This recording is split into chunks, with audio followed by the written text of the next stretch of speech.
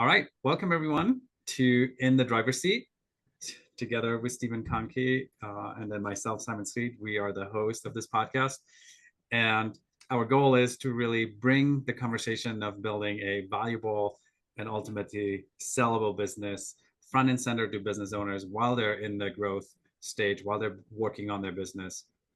So today we're going to talk about an interesting topic, which is all about having a lot of accounts receivable in your business. And I think we're going to tackle it from two sides. One is just like running your business, operating your business, but then also the impact that it can have when it comes to selling your company. And so that's what we're going to talk about. Before we go there, as always, we want to share with you what inspired us to launch this podcast. Steven, I'll let you lead with that. Take it away. Yeah. Take it away. We'll dive Yeah. So the inspiration behind this podcast are some of the stats that are out there that are not in business owners' favor. Those are 3 out of 4 businesses that go to market do not sell. That does not include the ones that decide to shut down. And anywhere from 70 to 90% of a business owner's wealth can be tied up in that same business that has a more than likely chance of not selling. So we obviously see that as being a really big problem. And that's why we exist, is we want to shrink those numbers, make them more in favor of the business owner in both having a sellable company and allowing business owners to cash in on all their hard work over the years and to be able to fund whatever they are doing next. So that's the inspiration here. And it's interesting. I'm preparing for a presentation next week, and I was doing some more research. And one of the statistics that I came across was when you said business owners are working hard, on their business. The statistics that I came across was how much time small business owners spend working in a business. And this, I think, was a study done by the Alternative Board, but Okay. They said 19% of small business owners work 60 plus hours per week. 30% work 50 to 59 hours. 33% work 40 to 49 hours. And then only 19%, actually work less than 40 hours.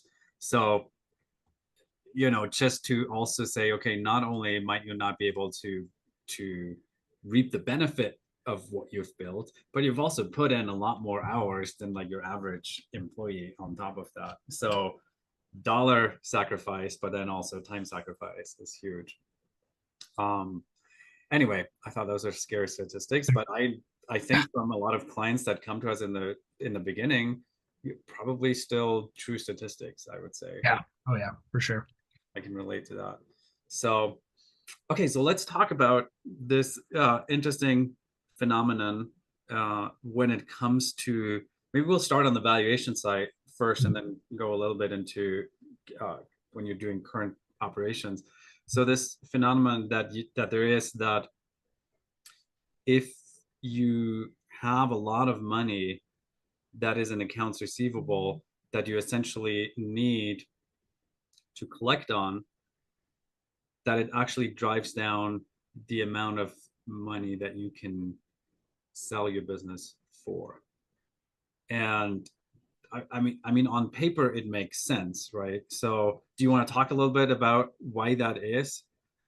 Yeah, I think it's like the valuation price doesn't change if you have a lot of outstanding debt in that way. But what you can collect comes away. I forget the exact term, but it's 0 for 0 of being able to come into a business with no outstanding debt for one, and then receivables. Though that can be a very big contention point, because if you have a ton of outstanding receivables, it's who gets that money once it comes in, if it comes in some cases. Does the seller get it or does the buyer get it? And usually what happens with the 0 for 0 whatever happens after that date is the new buyer, and whatever happens before is obviously the seller. So, being able to make sure you have a good system for collecting and keeping tabs on your account receivables has a really big impact to risk. I was just in a conversation with a client who was looking to buy a business, and that was the last straw to back out. As we found, it was upwards of 50,000 in accounts receivable, unredeemed certificates, basically, and the amount was just too big of a risk of saying, hey, if all these people come in, I'm out. Yeah. You know, Well, and in this context, 50,000, if you're a construction company, that might not be a lot of money. But Mhm. this was like the average transaction value on that business was maybe $100 or something. Very, yeah, very small. So it was a huge number in the context of, yeah. Yes, very big number. Yeah, interesting. Yeah, I mean, there's obviously it happens all day long that you figure out solution, but it adds a lot of complication and friction and point of, lack of clarity, I guess, at times. Yeah. So, and so, and we always talk about like essentially, the owner has to write two checks. One is for the actual business, and then the other is to fund operation. So if you have like a big lag time from when you're collecting money to up, or when you start doing the work to when you're collecting money, like you have to fund all of that. Yeah. So not just from the valuation side of things or from the exiting side, but also just as a business owner running a company, it's a huge point of, or can be a huge point of stress on the business. And I've seen it with my clients, several industries, where it can be crippling. And I think we just talked briefly before this podcast about you've seen business owners in that situation as well. Do you want to maybe share like an example? Yeah, there's so being able to have a system that just reminds you to be looking at this, because if you could be operating in your business and things are just kind of moving along, and if your accounts receivable is slowly building and you're not noticing it, when it comes time for things like payroll and your accounts receivable has grown 100% and you haven't necessarily have the systems and checks and balance systems in place to notice an anomaly like that. When you have a big expense like payroll coming around, it can crush you. If you don't have that money in the bank account, you're just looking at what the receivables number is and like, oh, we have a lot of money coming in, but not realizing that your bank account's going down. Yeah. So you kind of got to be looking at both angles there. But that's what happened with a client, is just didn't have the right systems in place to keep tabs on that. So we were actually talking the other day about what can we put in place to make sure that that doesn't happen again.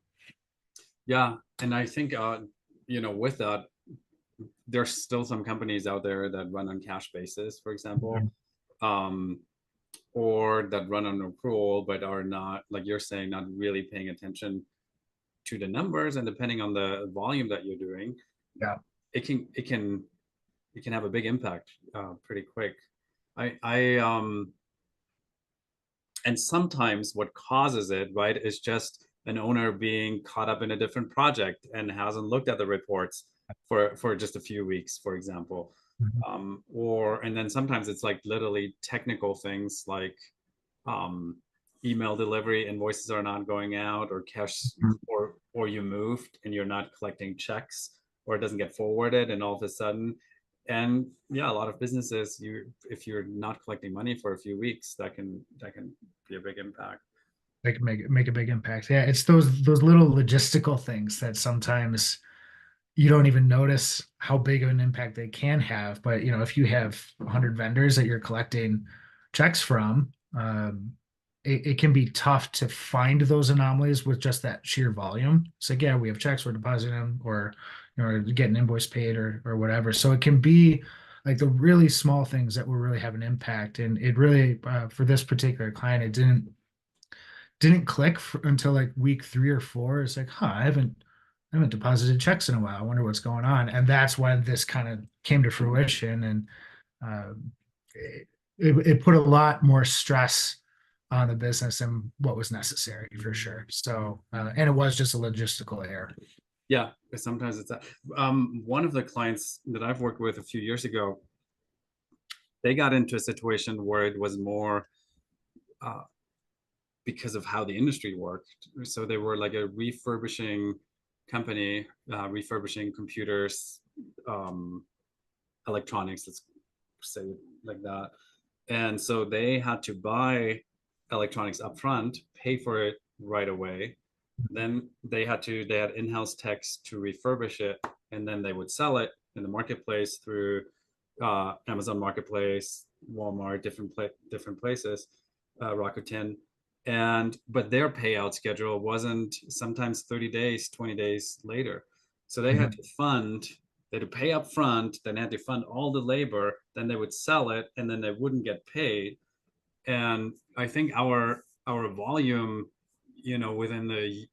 within a year, we went from about 30,000 a month to about 300,000 a month. And so that became a massive cash flow uh, problem for them that they eventually had to overcome. But you can see that as you're scaling up and now you have infrastructure in place and all of that, all of a sudden the funding needs are incredible. And again, um, when you're not careful or when you're not preparing for that kind of a growth, Mhm. um, through lines of credit or through making sure, like we talked a little bit about profit first and allocating money out accurately, it can cripple you. Because on the delivery side, one or two bad Amazon Prime reviews didn't get on time gets you down on the preferred Yeah. seller rating, right? And all of a sudden, uh, it has a big impact on sales. Anyway, it's interesting to you have to be really intentional with how money is flowing through your business and really do cash that at those businesses cash flow planning really comes into place where a lot of small businesses still look at the P&L, accounts receivable, and They say, okay, looks good. yeah, exactly. um but Yeah.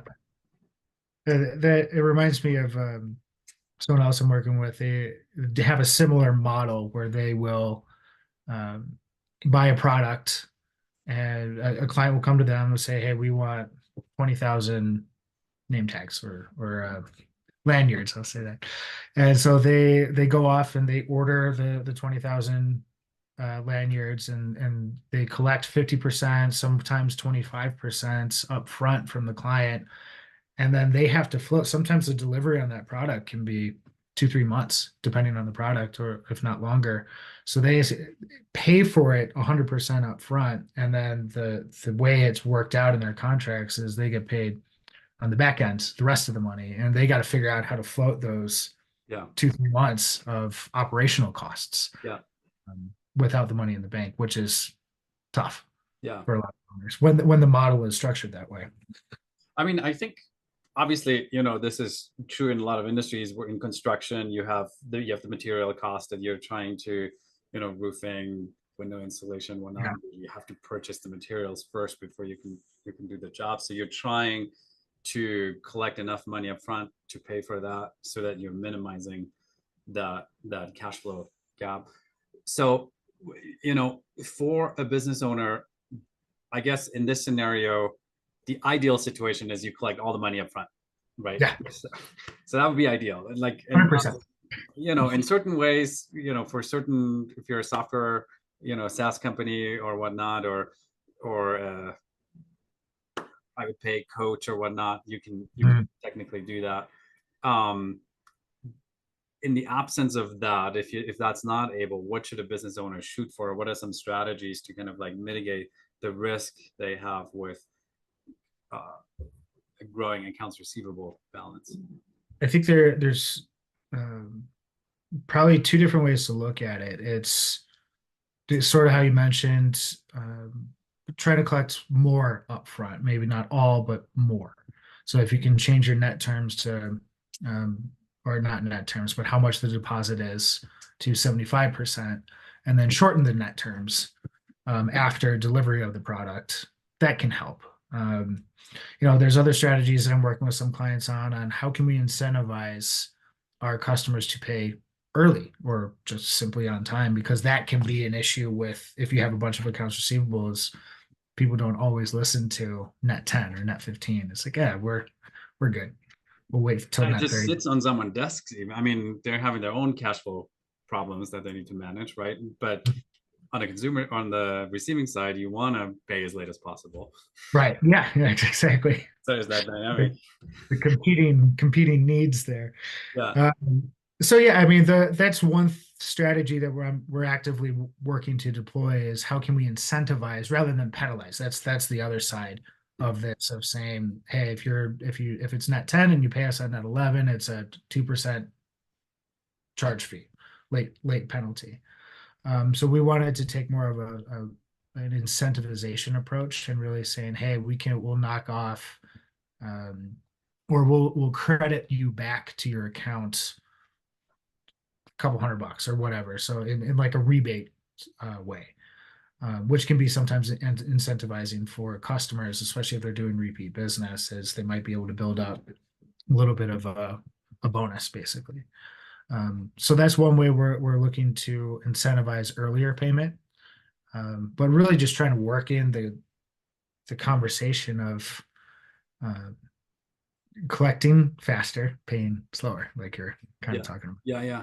I mean, sometimes, and obviously, I think I would say the more sophisticated, the less this might be an issue. But we still do come across business owners that are like, well, I don't want to pay credit card fees, or I don't want to do. I'd rather send out invoices and receive checks, because then I don't have to pay, the 2%, 3%, depending on what it is. And it's like, okay, but you might save that amount of money, but you're exposing yourself to, oh, the invoice didn't get through, or it's sitting on someone's desk, now they're on vacation. Like the cost and clutter that comes along with that is huge compared to the actual savings. So I think I still come across some of those conversations where that thinking is, well, I don't want to pay merchant processing fee, when really the conversation is take as much friction away as possible, include it in your pricing, don't make it complicated, don't upcharge, don't just make it as easy as possible for a customer to pay. Anyway, I would add that because I've just seen that as well. As no, that's a good point. Yeah. So okay, so we have moved the needle forward in terms of ideally you're collecting everything up front, go from there. I think sometimes there's a little bit of a, I don't want to say lazy, but maybe, but like it's like, well, the industry does it like that. Mm-hmm.